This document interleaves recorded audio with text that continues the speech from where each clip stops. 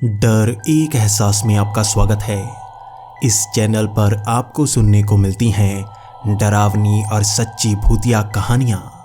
तो अगर आपको ऐसी ही वीडियोस देखना पसंद है तो हमारे इस चैनल को सब्सक्राइब करना ना भूलें। तो अब बढ़ते हैं आज की कहानी की ओर।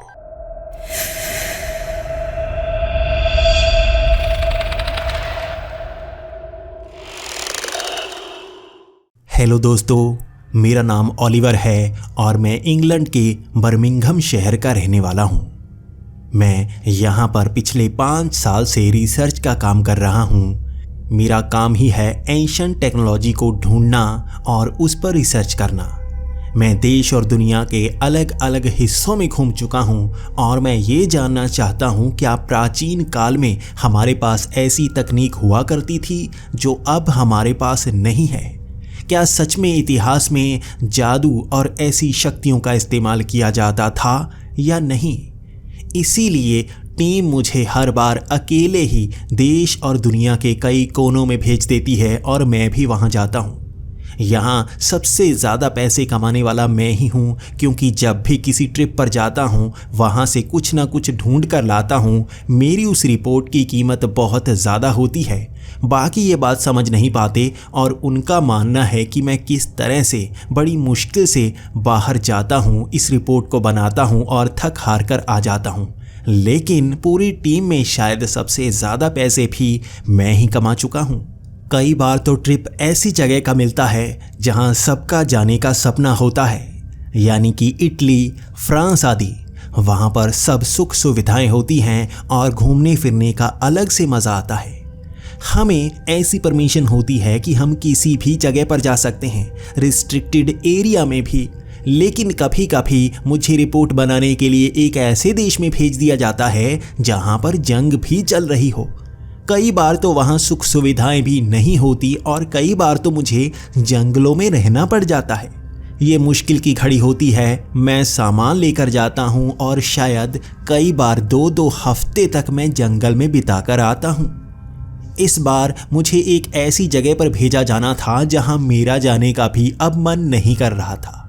ये था घाना, अफ्रीका का एक छोटा सा देश घाना, जहाँ पर ज़्यादा बड़े शहर नहीं हैं और यहाँ मुझे ज़्यादा सुख सुविधाएं भी नहीं मिलने वाली थी। यहाँ पर कई लोग जादू टोना करते हैं और मुझे उसकी रिपोर्ट बनानी थी। क्या वहाँ पर किसी खास तकनीक का इस्तेमाल किया जाता है? इस जादू टोने को कब बनाया गया था? क्या पहले से ही ऐसी तकनीक का इस्तेमाल किया जाता रहा या ये सब नया है? यहाँ पर किस देवी देवता की पूजा की जाती है? क्या यहाँ पर जादू से किसी की मौत हुई है? कितनी घटनाएं हुई हैं? इस सब की रिपोर्ट बनाकर मुझे वापस इंग्लैंड आना था, लेकिन मन मान नहीं रहा था। यहाँ पर 7 दिन ही रहना था, लेकिन जैसे मन वहाँ जाने को कर ही नहीं रहा था। मैं शायद बोर हो चुका था। ऐसे जंगलों में रहकर, ऐसी पुरानी जगहों में जाकर मुझे अब बोरियत होने लगी थी। मैं पैसे ज़्यादा कमा चुका था। जब भी मैं वापस आता, घूमता फिरता रहता, गाड़ियों में मज़े करता, डिस्को जाता और अब मुझे काम से थोड़ी दूरी चाहिए थी। मैं 1-2 महीने के लिए छुट्टी चाहता था, लेकिन एक के बाद एक प्रोजेक्ट मुझे मिलते जा रहे थे और कोई मानता ही नहीं। भले ही ये काम मैं बिल्कुल परफेक्ट तरीके से करता था, लेकिन मशीन को भी कभी ना कभी तो थोड़ी देर के लिए बंद करना पड़ता है। मैं भी छुट्टी चाहता था और मैं एक चीज़ जान गया था कि भूत प्रेत और ऐसी शक्तियाँ नहीं होती। जितनी भी रिपोर्ट मैंने बनाई थी, प्राचीन काल में भी ऐसी तकनीक का इस्तेमाल किया जाता था, लेकिन वो इतनी उन्नत अब तक समझ में नहीं आई थी। ये रविवार का दिन था और मैं सीधा घाना पहुँच गया। मैंने पहले ही ऑफिस में बात कर ली थी कि इस प्रोजेक्ट को करने के बाद कुछ महीनों के लिए मैं छुट्टी लेने वाला हूं और वहां पर आराम करूंगा और वापस आकर ही किसी प्रोजेक्ट को हाथ लगाऊंगा। भले ही बड़े से बड़ा प्रोजेक्ट वहां पर पड़ा हो, लेकिन मैं वहां नहीं जाने वाला। घाना में उतरते ही मैं समझ गया था ये 7 दिन मेरी ज़िंदगी के काफ़ी मुश्किल 7 दिन होने वाले हैं। एयरपोर्ट से बाहर निकलते ही यहाँ सड़कें ज़्यादा साफ़ सुथरी नहीं थी। मुझे यहाँ बहुत सारे लोग नज़र आ रहे थे जिन्होंने कटे फटे से कपड़े पहने हुए थे। मैं एक गरीब कंट्री में ज़रूर पहुँच गया था और मुझे बिल्कुल कबीले में पहुँचना था। जंगलों के बीचों बीच ऐसे कबीले हैं जो जादू का इस्तेमाल करते हैं और उनके साथ मुझे 7 दिन रहना था। कुछ ऐसे कबीले वाले हैं जो इंसानों को मार तक देते हैं और कुछ तो जंगलों के अंदर प्रवेश करने तक नहीं देते। मैं नहीं जानता था मेरे साथ वो कैसा सलूक करेंगे, लेकिन फिर भी मुझे अंदर तक जाना ही होगा। मैं वहाँ सब लोगों से उस जंगल के बारे में पूछ रहा था, कोई भी मुझे सही जानकारी दे ही नहीं रहा था। मैं पुलिस स्टेशन भी गया, मैं उस जंगल के बारे में यहाँ भी पूछता रहा, उस कबीले के बारे में पूछता रहा, लेकिन कोई जानकारी नहीं दे रहा था। इसलिए गुस्से में आकर मैं खुद ही उस जंगल को ढूंढने में लग गया। भले ही लोग उसकी जानकारी नहीं देते, लेकिन मैं गूगल मैप में उसे ढूंढ सकता था। जैसे ही मैं जंगल के अंदर जाना शुरू हो गया, मुझे वहाँ कई गांव वाले लोग मिलना शुरू हो गए। मैं एक एक से बात करता और वो अब मुझे बता रहे थे कि यहाँ जंगलों के बीच वो कबीला है और वो कई हिस्सों में बंटा हुआ है। वो ज़्यादातर बाहर से आए लोगों को अंदर आने नहीं देते, लेकिन अगर मैं अकेला हूँ शायद वो मेरे साथ बुरा व्यवहार नहीं करेंगे। कई लोग जो दूसरे देशों से आते हैं वो उनको नीचा दिखाने की कोशिश करते हैं, इसलिए वो वहाँ से हर किसी को भगा देते हैं। लेकिन वो लोग अच्छे हैं, गांव वालों के साथ मिलकर रहते हैं। शहर में कई लोग उनको पसंद नहीं करते क्योंकि वो जादू टोने का इस्तेमाल करते हैं। शहर के लोग इन चीज़ों पर यकीन नहीं करते, इसलिए वो उनका पता तक नहीं बताते। किसी विदेशी को देखकर वो ज़रूर उस जंगल के बारे में बात नहीं करते होंगे, क्योंकि आप अंदर आकर ऐसी बुरी रिपोर्ट पूरी दुनिया को दिखाते हैं और यहाँ शहर जो धीरे धीरे अच्छे होते जा रहे हैं उनकी रिपोर्ट बनाते ही नहीं। मैं भी अब महसूस कर रहा था सच में ऐसा ही होता है।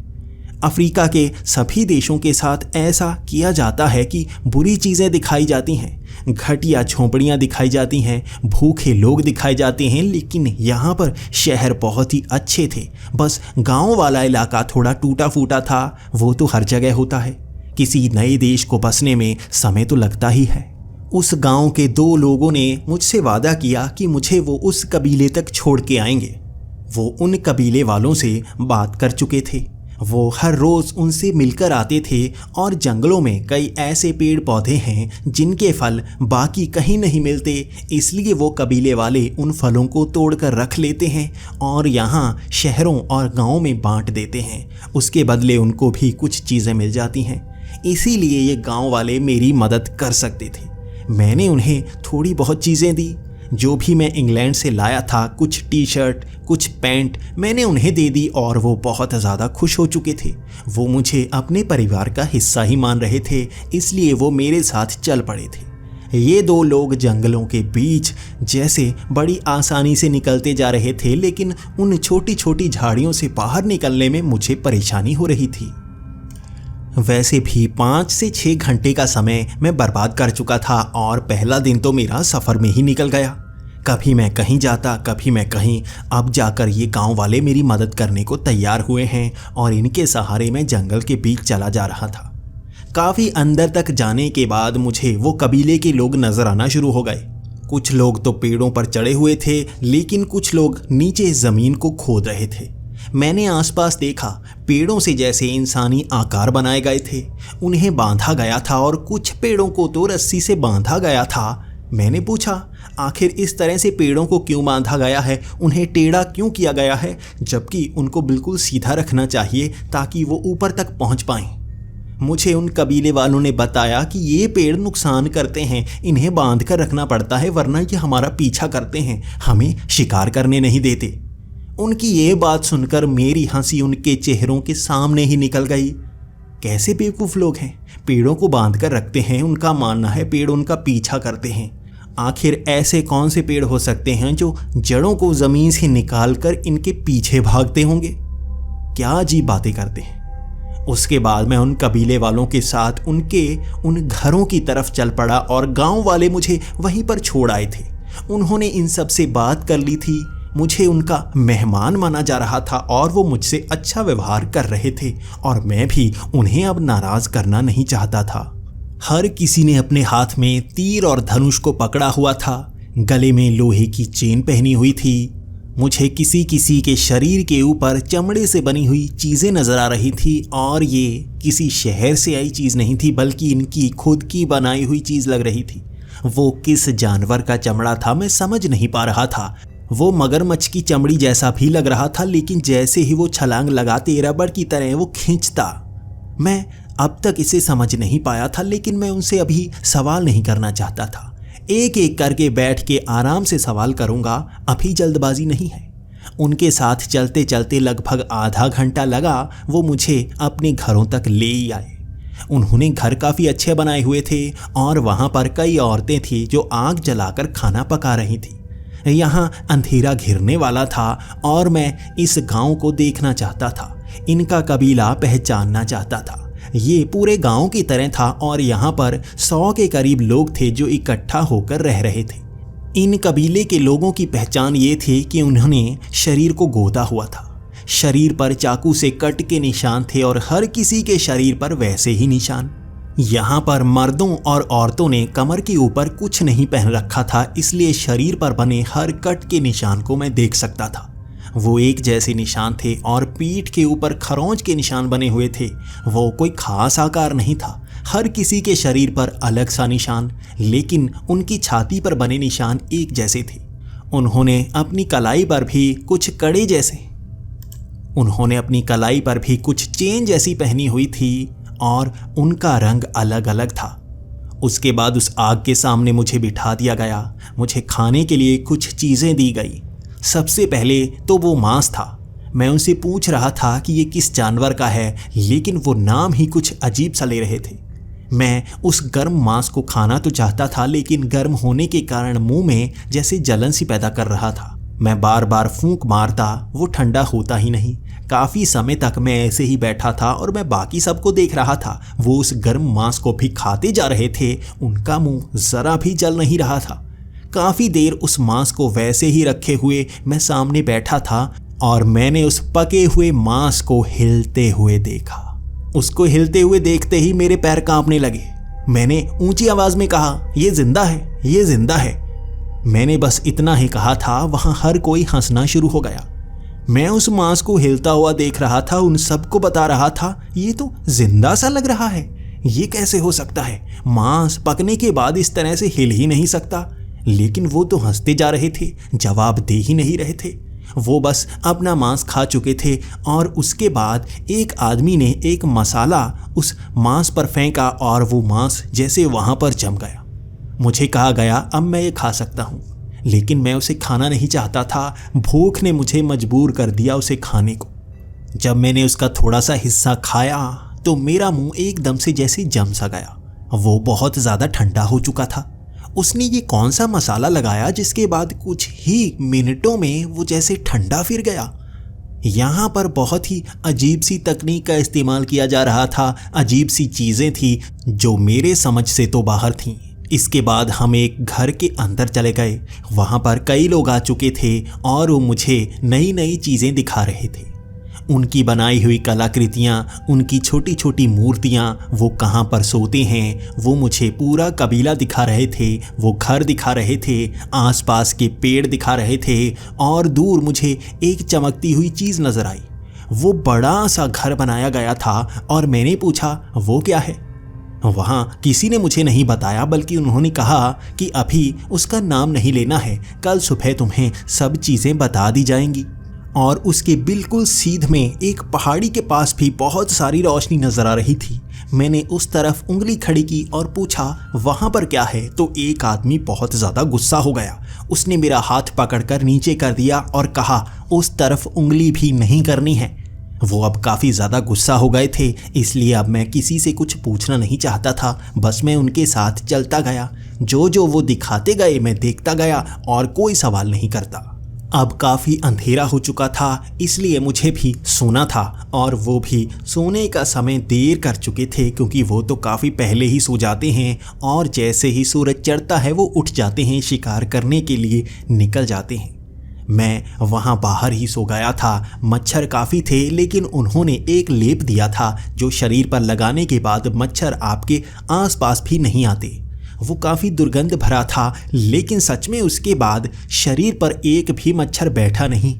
और यहाँ इस चीज़ के लिए मैं काफ़ी ज़्यादा खुश था। मुझे बहुत अच्छी नींद आई और सुबह लगभग 5 बजे ही मुझे उठा दिया गया।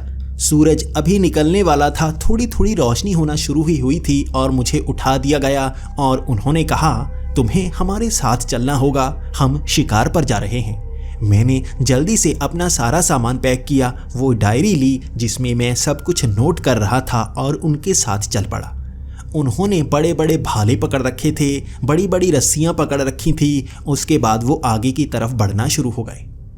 मैंने देखा वो सबसे पहले तो कुछ पेड़ों को बांध रहे थे।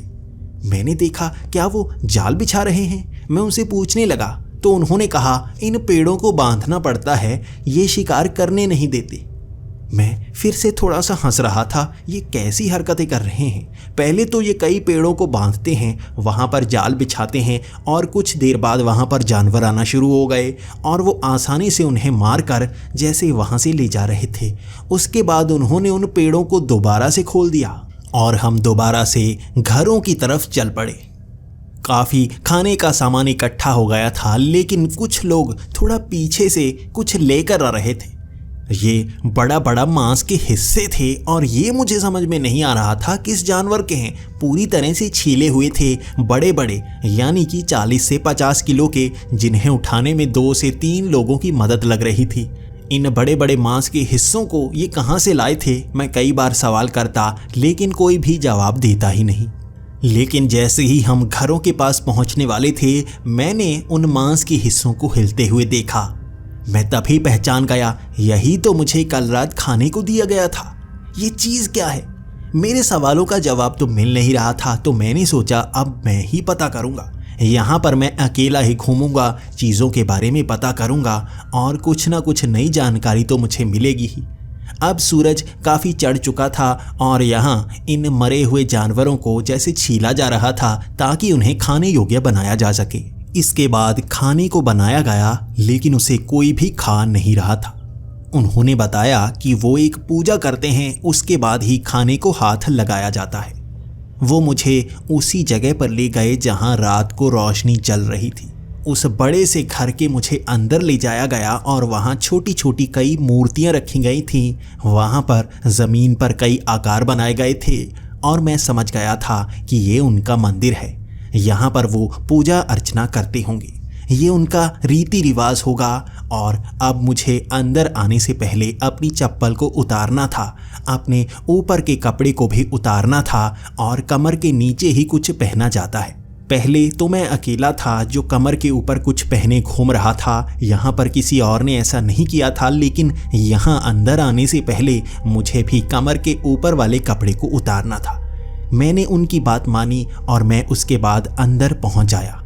अंदर बहुत सारा धुआं किया गया था। उन मूर्तियों पर कई सारी चीज़ें चढ़ाई जा रही थीं। वहाँ मांस का टुकड़ा भी रखा गया, छोटे से मांस के टुकड़े को रखा गया और वो हिलना शुरू हो गया। लेकिन कुछ देर बाद वहाँ मसाले फेंके गए और वो क्या चीज़ें थी मुझे पता नहीं। कुछ चीज़ों का मिश्रण बनाया गया था और उसे जैसे पीसा गया था और वो मसाला सा जैसे ही उस मांस के टुकड़े पर पड़ा, वो हिलना शुरू हो गया जैसे कल रात हिल रहा था। उसके बाद वो दिल की तरह धड़क रहा था और उसे देखकर मुझे काफ़ी ज़्यादा डर लग रहा था। कुछ देर तक वैसे ही धड़कने के बाद उस मांस के टुकड़े का एक आकार सा बनने लगा। वो सख्त होने लगा और जैसे वो पत्थर का बन गया, उससे मिट्टी झड़ने लगी थी और मेरी आंखों के सामने ये सब हो रहा था। बार बार मैं आंखों को मलता, मुझे यकीन नहीं होता। मुझे लगता जैसे धुएं के कारण मुझे भ्रम हो रहा हो, लेकिन नहीं, वो सच में हो रहा था। कुछ चीज़ें हवा में लहराना शुरू हो गई। आसपास रखे वो छोटे छोटे से फल हवा में लटक रहे थे और मुझे जादू का एहसास हो रहा था। मैंने खुद का शरीर भी हल्का हल्का महसूस किया। मेरी हमेशा पीठ और टांगें दुखती रहती हैं क्योंकि मेरा वज़न 90 किलो से ज़्यादा हो चुका है, लेकिन यहाँ पर मुझे जैसे बिल्कुल हल्का सा महसूस हुआ। मेरी टांगों पर जैसे कोई वज़न हो ही ना। मैं नीचे बैठा हुआ था और मेरी नज़र जैसे ही ज़मीन पर पड़ी, मैं कुछ फुट तक हवा में लटक चुका था। यहाँ ये सब भ्रम नहीं हो रहा था बल्कि जादू का इस्तेमाल हो रहा था। मैं हैरान और परेशान एक दूसरे की तरफ देखता जा रहा था और वहाँ वो सब आंखें बंद करके पूजा कर रहे थे, तो मैंने सोचा मैं भी आंखें बंद ही कर लेता हूँ। तब मैंने आंखें बंद की और लगभग 2 मिनट के बाद जब मैंने आंखें खोली, हर सामान वहीं पर था और जो इतना सारा धुआं वहाँ भरा पड़ा था वो एक छोटे से कांच के ग्लास के अंदर पहुँच गया था। अंदर धुआं नज़र आ रहा था और कमरे में धुआं गायब ही हो गया था। वो पूजा करने के बाद हम सब बाहर आ गए। अब वो मुझे उस मंदिर की पूरी जानकारी दे रहे थे और उन्होंने कहा कि तुम शुद्ध हो चुके हो।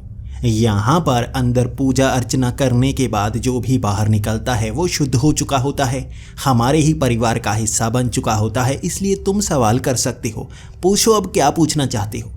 तो मैंने अंदर हुई हर घटना के बारे में पूछा कि क्या सच में मैं उड़ा था, ये चीज़ें हवा में लटकी थी और अंदर किन की मूर्तियाँ बनाई गई हैं, ज़मीन पर वो आकार कैसे हैं, वो मिट्टी इतनी दबी दबी सी, इतनी सख्त सख्त सी कैसे है। उन्होंने हर चीज़ का जवाब दिया। उन्होंने कहा कि यहाँ पर पहले से ही इनकी पूजा की जाती है। ये वन देवता हैं, ये वृक्ष देवता हैं, हवा के देवता, हर देवता की मूर्ति बनाई गई है और पहले समय से ही उनकी इसी तरह से पूजा की जाती रही है। वो यहाँ पर हमें अपनाते हैं, हमें हर चीज़ देते हैं, हमारी रक्षा करते हैं। वो भगवान हमें पालने वाले हैं। इसके बाद वो दूर पहाड़ी से निकलने वाली रोशनी की तरफ फिर से मैंने उंगली खड़ी कर दी और सवाल किया, तो वहाँ पर क्या है? और एक आदमी ने गुस्से में फिर से मेरा हाथ नीचे कर दिया और कहा, नहीं, उस तरफ बार बार इशारा मत करते जाओ। हर कोई गुस्सा हो चुका था और उन्होंने कहा, वो सवाल तुम नहीं कर सकते, तुम्हें जानने का हक नहीं है, तुम कबीले के हिस्से नहीं हो। मैं फिर थोड़ा सा डर गया और अब मैंने फिर से सवाल नहीं किए। मैं इन चीज़ों पर ज़्यादा सवाल नहीं करूँगा और चीज़ों के बारे में पता करूँगा। वो पूरा दिन मैं इन चीज़ों को पूछता रहा। यहाँ पर घर कैसे बनाए हैं, वो कब से ऐसे रह रहे हैं, शरीर के ऊपर कोई कपड़ा क्यों नहीं पहनता, वो हर जवाब देते रहे। बस अब मैं थोड़ा सा चिंतित होने लगा था। इन चीज़ों की रिपोर्ट थोड़ी ना बनाई जा सकती थी। ये सभ्यता की चीज़ें पहले भी आपको कई किताबों में मिल जाएंगी और मैं ऐसी चीज़ों को जानने आया था जिन्हें हर कोई नहीं जानता। ये जादू की चीज़ें, कैसे किया जाता है ये जादू, कौन है इनके भगवान और यहाँ पर क्या क्या होता है, ये सब मुझे अच्छी तरह से जानना था ताकि उन्हें मैं नोट कर पाता। अगले दिन मुझे किसी ने बताया नहीं और वो सब शिकार के लिए निकल गए। वहाँ कबीले में सिर्फ औरतें ही बची थी और मैं भी अब बाहर जाना चाहता था। औरतों से मैं क्या सवाल करता। मैं भी अब जंगल की तरफ चल पड़ा। मैं ढूंढना चाहता था कि वो कहाँ पर गए हैं, लेकिन मुझे सही से रास्ता याद नहीं आ रहा था। तो मैं कभी किधर मुड़ता तो कभी किधर मुड़ता। मैं एक ऐसी जगह पर पहुंच गया जिसे शिकार के लिए बनाया लग रहा था और आसपास उन पेड़ों को रस्सियों से बांधा भी नहीं गया था। यहाँ उन्होंने कुछ पेड़ों को काटकर इस तरह से सर्कुलर कुछ जगह बनाई गई थी और वहाँ पर वो खड़े हो जाते। शिकार अपने आप भागकर वहाँ पर आता और पकड़ा जाता।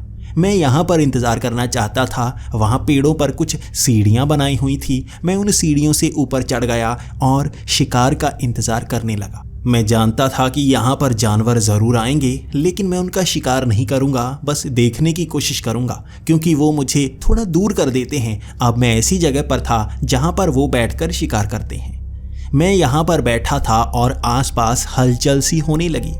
झाड़ियाँ अपने आप हिल रही थी। ऐसा लग रहा था उनके नीचे कोई ना कोई जानवर है। वहाँ काफ़ी देर इधर उधर पेड़ पौधे भी हिलते रहे। मुझे लगा कुछ बंदर आसपास होंगे, लेकिन वो कभी भी नज़र नहीं आ रहे थे। काफ़ी देर तक बैठने के बाद पेड़ों का हिलना बंद ही नहीं हो रहा था, तो मैं नीचे उतरकर देखने को मजबूर हो गया। मैं कुछ पेड़ों के पास गया और वो हिल रहे थे, लेकिन मैं ज़्यादा करीब जैसे ही गया उन पेड़ों ने मेरी टांगों को पकड़ लिया। सच में वो पेड़ हिल रहे थे और उनकी टहनियाँ मुझे जकड़ती जा रही थी। मैं समझ नहीं पा रहा था क्या करूं। मैं वहाँ से भागने की कोशिश तो कर रहा था, लेकिन उनकी टहनियाँ बड़ा ज़ोर से मुझे जकड़े हुए थी। मैं किसी तरह से उनसे पीछा छुड़ाकर आगे निकलने की कोशिश करता और मैंने देखा उनकी जड़ें भी मिट्टी से बाहर आ रही थी और मेरा पीछा कर रहे थे वो पेड़। छोटे छोटे पेड़ जैसे हिस्सों में टूट रहे थे और मेरा पीछा करते जा रहे थे। एक जगह पर उन पेड़ों ने मुझे पूरी तरह से घेर लिया और चारों तरफ से मुझे जकड़ने के बाद बचने का कोई रास्ता नजर नहीं आ रहा था। वो मुझे छोड़ ही नहीं रहे थे। चारों तरफ से घेरने के बाद मैं किधर से निकलता? वो धीरे धीरे जकड़ मजबूत कर रहे थे तो मैंने चीखना शुरू कर दिया। लगभग 2 से 3 मिनट तक मैं चीखता रहा और तभी वो कबीले वाले मेरे करीब आ गए और उन्होंने उन पेड़ों को रस्सियों से बांधकर पीछे को कर दिया। मैंने ध्यान से देखा, उन रस्सियों के बीच में लाल धागे भी बांधे गए थे और वो रस्सियां जैसे ही उन पेड़ों को छूती वो पेड़ पीछे हट जाते, दोबारा जमीन में गड़ जाते और कुछ ही देर में उन्होंने उन सब पेड़ों को हटा दिया था और वो मेरी तरफ देखने लगे। उन्होंने कहा, तुम्हें पूरी जानकारी नहीं है इसलिए जंगलों में ऐसे मत घूमो। यहाँ पर बहुत खतरनाक पेड़ हैं, बहुत खतरनाक जानवर हैं। यहाँ पर वो चीज़ें भी मौजूद हैं जो तुमने कभी देखी नहीं हैं, इसलिए थोड़ा ध्यान से। इसके बाद वो 2-3 लोग फिर से अपनी जगह की तरफ भागना शुरू हो गए और मैं यहाँ अकेला था। लेकिन अब मुझे थोड़ा सा डर लग रहा था तो मैं उन पेड़ों से आगे निकल आया और दोबारा उस कबीले के पास पहुँच गया। मैं अब सोचने को मजबूर हो गया था कि उन लोगों के साथ तो मैं हूं नहीं, तो यहाँ पर करूँगा क्या। मैंने देखा कि वो मंदिर के आसपास उनकी दीवारों को देखता हूँ, ज़मीन को देखता हूँ, पेड़ पौधों को दूर से ही देखने की कोशिश करता हूँ। दोपहर तक मैं ऐसा करता रहा और मेरी नज़र बार बार उस पहाड़ी की तरफ जाती। वो मुझे क्यों रोकते हैं वहाँ जाने को? काश मैं वहाँ जाकर आता। और मेरा मन ऐसा ही है, मैं 1 घंटे तक ही खुद को रोक पाता हूँ, उससे ज़्यादा नहीं। और 3 से 4 बजे के करीब मैं उधर को निकल गया। उस पहाड़ी में क्या है मैं देखना चाहता था और एक पेड़ के पास जैसे ही मैं पहुँचा था वहाँ से आते हुए लोग मुझे दिखे जिन्होंने कंधों पर उस मांस को टांगा हुआ था। वो हिलने वाला मांस यहाँ से लेकर आ रहे थे। पहाड़ी के अंदर से निकलते वो लोग मैंने देख लिए थे। मैं समझ गया यहाँ कुछ तो गड़बड़ है जो वो बताना नहीं चाहते। यहाँ पर जाकर वो जानवरों को मारते होंगे और यहाँ कुछ ऐसा हो सकता है जो वो मुझे दिखाना नहीं चाहते, लेकिन मैं देखूंगा। मैं छिप गया। जैसे सब लोग बाहर आ चुके थे मैं उस पहाड़ी के पास पहुँचा, उस गुफा के नज़दीक पहुँचा और बचते बचाते उस गुफा के अंदर चला गया। उस गुफा के अंदर बहुत सारी आकृतियां बनाई गई थी और सभी आकृतियां काफ़ी डरावनी सी लग रही थी। वो गुफा धीरे धीरे संकरी होती जा रही थी और आगे से रोशनी आ रही थी। ज़रूर आगे वो कहीं पर खुली होगी। मैं जैसे जैसे आगे बढ़ता गया मुझे नज़र आना शुरू हुआ वो रोशनी ज़्यादातर लाल रंग की है जिसने पूरी गुफा को रोशन किया हुआ था। आसपास कई मूर्तियां रखी थी, कई बड़े बड़े दांत रखे थे, कई पंजे रखे गए थे। मैं थोड़ा सा डर रहा था, किस जानवर के पंजे हैं ये? वहाँ पर कई हड्डियों के ढेर लगे हुए थे और मैंने पहचानना शुरू कर दिया। वो इंसानी हड्डियाँ थीं और अब मैं डरने लगा था। वहाँ से कोई आवाज़ नहीं आ रही थी। मुझे लगा शायद अंदर कोई नहीं होगा। मैं फिर भी अंदर जाना ही चाहता था और मैं अंदर पहुँचा तो एक बड़ा सा दरवाज़ा बना था और उसके अंदर से रोशनी निकल रही थी। लाल रंग का जैसे पर्दा लगाया गया था जो रोशनी छोड़ रहा था। आसपास कई मूर्तियां रखी गई थी। वहाँ इंसानी हड्डियां भरी पड़ी थी। वहाँ बहुत सारे फल रखे गए थे जो छोटी छोटी टोकरियों में थे। वो फल भी लाल रंग के चमक रहे थे। काफ़ी देर देखने के बाद मुझे लगा अब क्या करना चाहिए। ये इस गुफा का अंत था, इससे आगे जाया नहीं जा सकता। वो दरवाज़ा शायद दूसरी तरफ निकलता हो और ये लाल रोशनी क्यों पड़ रही है? क्या वहाँ पर इन्होंने कुछ चीज़ को रखा है? वहाँ उस लाल कपड़े के पीछे से कुछ हिलने की आवाज़ आ रही थी। मैंने सोचा चलो हाथ लगाकर देखता हूँ पर्दे के पीछे है क्या। मैं थोड़ा आगे गया, उस पर्दे को हाथ लगाया और वो पर्दा बहुत ज़्यादा गर्म था। हाथ में जलन का एहसास हुआ और तभी मैंने हाथ पीछे हटा लिया। लेकिन हाथ लगाने के बाद से कुछ अजीब सी आवाज़ उस दरवाजे से आने लगी, वो जैसे हिल रहा हो। मुझे उस गुफा से भी थर्राने की आवाज़ आने लगी थी और मुझे लगा कोई गड़बड़ ना कर दी हो मैंने। अगर किसी ने मुझे यहाँ पर देख लिया तो वो कबीले वाले पता नहीं क्या सोचेंगे और मुझे वो मारने की कोशिश ही ना करें। यहाँ इंसानी हड्डियाँ पड़ी हैं, कहीं वो गुस्से में आकर मुझे भी मार कर यहीं इन हड्डियों के ढांचों के साथ फेंक देंगे तो कोई मुझे ढूंढ तक नहीं पाएगा, कोई मुझे बचा तक नहीं पाएगा। तो मैं उस गुफा से बाहर आ गया। उस गुफा से बाहर आते समय मुझे अजीब सा डर लग रहा था और आंखों के सामने जैसे अंधेरा सा आ रहा था। उस लाल रोशनी को इतनी देर तक घूरने के बाद आंखों में जैसे जलन सी हो रही थी और बाहर हर चीज़ थोड़ी थोड़ी लाल सी नज़र आ रही थी। मुझे लगा कि उस लाल रोशनी ने मेरी आंखों में कुछ कर दिया है। मुझे धुंधला सा दिखाई दे रहा है, अजीब सा दिखाई दे रहा है, हर चीज़ लहराती हुई लग रही है। तो मैं चलकर उस गांव की तरफ ही जाने लगा। उन कबीले वालों के पास इस तरह से जाऊंगा कि मैं कहीं पर बेहोश पड़ा था, मुझे समझ में नहीं आया। मैं बहाने ढूंढ कर आया था। मैं पीछे से छिपता छिपाता उस कबीले के अंदर तक पहुंच गया, लेकिन मुझे हर कोई देख रहा था, जैसे वो मुझे घूरते जा रहे थे। एक बुजुर्ग मेरे पास आया और उसने पूछा, क्या तुम उस गुफा के पास गए थे? मैं थोड़ा सा डर गया, कहीं उसने मुझे देख तो नहीं लिया था। मैंने उसे कहा, नहीं नहीं, मैं तो वहाँ गया ही नहीं, मैं तो जंगल में गया था और वहाँ पेड़ों ने मुझे पकड़ लिया था, मेरा दम घुटने लगा था। कुछ लोगों ने मुझे बताया और तब से मैं डरा हुआ था, पेड़ के ऊपर चढ़ बैठा था और वहीं पर रिपोर्ट बनाता गया। उसके बाद से मैं यहाँ आ गया हूँ। हर कोई मुझसे पूछ रहा था उस गुफा की तरफ गए तो नहीं। मैं हर किसी को मना करता जा रहा था, लेकिन सोचने को मजबूर था, हर कोई मुझ पर शक कर क्यों रहा है। ये शाम का वक्त हो गया था और मुझे खाना दिया गया, लेकिन अब सब अजीब सा व्यवहार कर रहे थे और मुझे कहा गया कि मुझे अब एक अलग कमरे में सोना होगा। मैंने भी कोई सवाल नहीं किया और चुपचाप उस कमरे में जाकर मैं सो गया। और वो सब भी अपने अपने घरों में जा चुके थे। लेकिन जैसे ही 10 से 11 बजे के करीब बाहर से आवाज़ें आना शुरू हो गई, मैं डर कर बाहर निकला। बाहर था तो कोई नहीं, लेकिन आसमान थोड़ा लाल सा नजर आ रहा था। मैं हैरान परेशान कुछ दरवाज़ों को खटखटा कर लोगों को बाहर बुलाना चाहता था ताकि उनसे कुछ सवाल कर पाऊं। कैसे ये रात को आसमान लाल हो चुका है, लेकिन कोई अपने घर से बाहर नहीं निकल रहा था। तब मैंने देखा था जंगल में जैसे लाल रोशनियां घूम रही हैं। कुछ लोगों को वहां चलते हुए देखा था मैंने, तो मैं उस तरफ भी बढ़ चला। मुझे लगा इस कबीले के लोग रात को भी कहीं जाते होंगे और मुझे पता नहीं रहे, तो मैं उस जंगल की तरफ चल पड़ा। जब मैं उस जंगल के काफ़ी करीब पहुंचा तो मैंने देखा वो कबीले के लोग तो थे, उनके शरीर गोदे हुए थे, लेकिन वो अजीब से थे। उनके चेहरे कटे फटे से, आंखें बिल्कुल काली खिर पड़ी थी, उनके पैर जैसे काले गल चुके थे, उंगलियां कुछ की तो थी ही नहीं और वो गले सड़े से वहां घूम रहे थे। मैं छिपता छिपाता उनका पीछा करता रहा। ये कौन से लोग हैं? ये कहाँ रहते हैं? कहाँ से आए हैं? लेकिन उनका पीछा करते करते ही मुझे सवालों का जवाब मिलना था, या मैं कबीले में वापस जाता और अपने घर में चुप करके सो जाता। मेरे अंदर एक कीड़ा है, वो मुझे कभी कभी डरावनी और ख़तरनाक जगहों पर ले जाता है। मैं हमेशा नई चीज़ों को जानना चाहता हूँ। ये चीज़ कभी कभी मुझे फंसा भी देती है। अचानक मुझे महसूस होने लगा कि मेरे पैर जल रहे हों। मेरा ध्यान नीचे पड़ा तो ज़मीन जैसे थोड़ी थोड़ी लाल होने लगी थी, मिट्टी जैसे जल रही थी, अंदर से जैसे आग निकल रही हो, और इसीलिए मेरे पैर थोड़े जल रहे थे।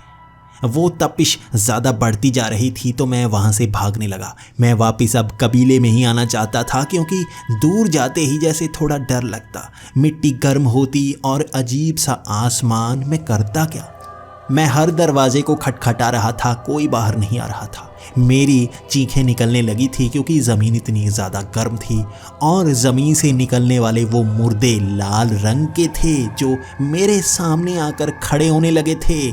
मैं घरों की छतों से निकलती हुई वो अजीब सी रोशनियां देख रहा था जो इंसानी आकार में आती और परछाइयां बनकर गायब हो जाती। मेरे शरीर के अंदर से हाथ निकल रहे थे जो खरोंच रहे थे, पीठ पर खरोंच के निशान बन रहे थे और मैं चीख और चिल्ला रहा था। मैं हर किसी से बचने की गुहार लगाता रहा, लेकिन उस कबीले का कोई आदमी बाहर नहीं आया। मुझे ऐसा लगा जैसे दुनिया बदल गई हो, जैसे मैं नर्क में पहुंच गया हूँ। ज़मीन फटने लगी थी, उसमें दरारें आने लगी थी और कभी कभी मेरा पैर फंसता।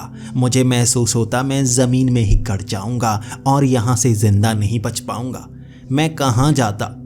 मैं उसके बाद एक ही चीज़ सोच पाया था, वो मंदिर, शायद मेरी कोई मदद कर दे। भागकर उस बड़े से घर के अंदर चला गया जो उन लोगों ने बनाया हुआ था, जहाँ वो पूजा करते थे, और वहाँ कुछ भी नहीं हो रहा था। अब जाकर मन को चैन आया था। ठंडी ज़मीन मिली थी जहाँ पर मैं लेट चुका था। मैंने अपनी वो टी शर्ट भी उतार दी थी और कमर के नीचे ही कुछ पहन रखा था और कुछ नहीं पहना, और मैं अपने शरीर पर मिट्टी मल रहा था।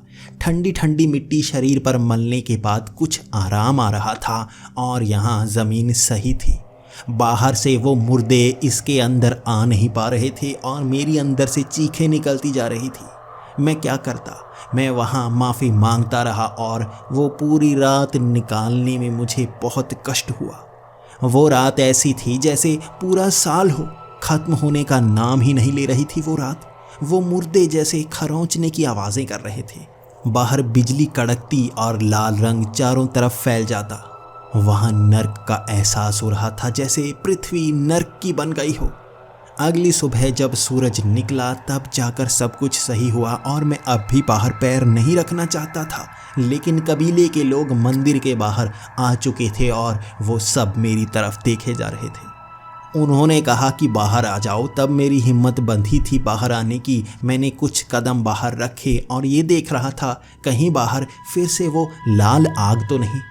मैंने उन्हें सब सच बता दिया और वो मुझे एक कमरे के अंदर ले गए और मेरे शरीर के ऊपर कुछ पानी सा डालने लगे। उसके बाद मुझे दूध से नहलाया उन्होंने, मेरे सारे कपड़े उतार दिए और एक तेल दिया ताकि मैं शरीर पर मलूं।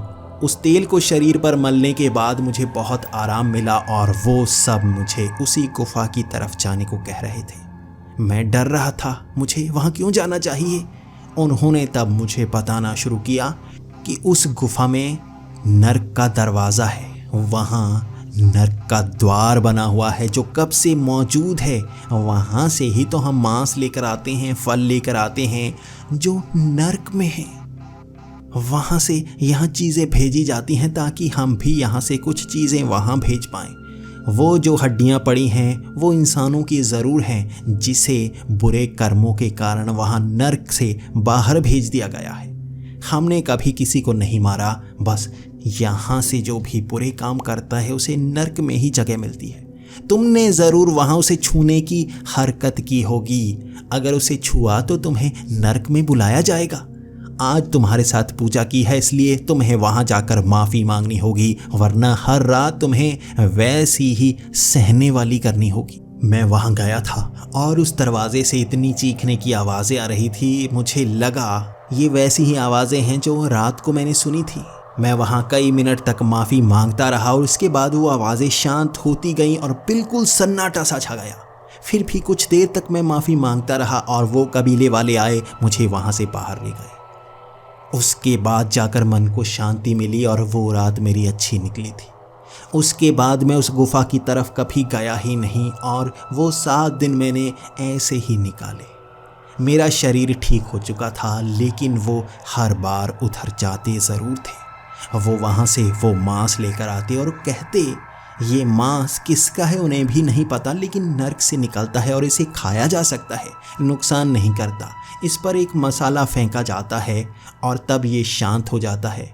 ये मसाला और कुछ नहीं, मिट्टी है उस मंदिर की जो इस नर्क के मांस को शांत कर देती है। मैंने ये पूरी रिपोर्ट बना ली थी और बाद में उस कबीले से विदा ली थी। ये रिपोर्ट लेकर जब मैं इंग्लैंड आया था तो सब मुझ पर हंसे थे और मुझे नौकरी से भी निकाल दिया गया था, क्योंकि कोई भी यकीन करना ही नहीं चाहता था कि ऐसी जादू वाली चीज़ें भी होती हैं। हर बार मैं ऐसी रिपोर्ट लेकर जाता और हर भ्रम को तोड़ कर आता, वहाँ कुछ नहीं मिलता। पहली बार मुझे कुछ ऐसा मिला था और इस पर कोई यकीन करना ही नहीं चाहता था। आज भी मुझे कभी कभी वो नर्क की आवाज़ सुनाई देती है। कुछ लोगों के शरीर के अंदर से मुझे लाल रोशनी नज़र आती है और मैंने नोटिस किया है वो आदमी जिनके शरीर से ऐसी रोशनी नज़र आती है वो बुरे लोग होते हैं। जब भी मैं पुलिस स्टेशन में गया हूँ कुछ लोगों को वहाँ पकड़ा हुआ होता है, उनसे ये लाल रोशनी निकलती है। सड़क पर चलते वक्त भी कभी कभी कुछ लोगों के शरीर से ये लाल रोशनी निकलती है। मैंने मानना शुरू कर दिया है जिन्हें नर्क में जगह मिलेगी वही ये लाल रंग छोड़ते हैं, और मैं अब से सिर्फ अच्छे काम ही करना चाहता हूँ। मैंने नर्क का बस एक रात के लिए एहसास पाया है और यकीन कीजिए कोई भी वहाँ पर जाना नहीं चाहेगा।